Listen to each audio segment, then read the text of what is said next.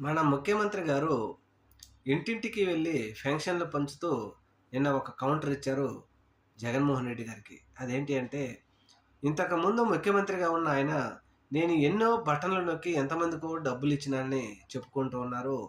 ఆయన ఎన్ని డబ్బులిచ్చినా, నేను ఒక పెన్షన్‌తోనే సమానం. నేనిచ్చిన పెన్షన్‌తోనే ఆయన బటన్లు నొక్కిన డబ్బులన్నీ సమానం అని చెప్తున్నాడు.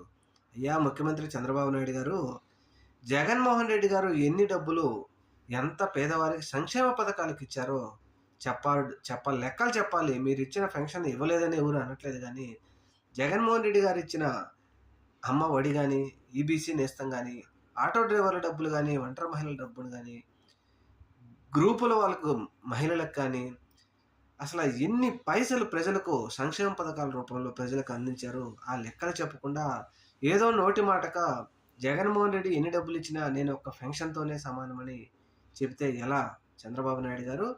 మీ మాటలు విని మోసపోవడానికి ప్రజలైతే ఇప్పుడు రెడీగా లేరు.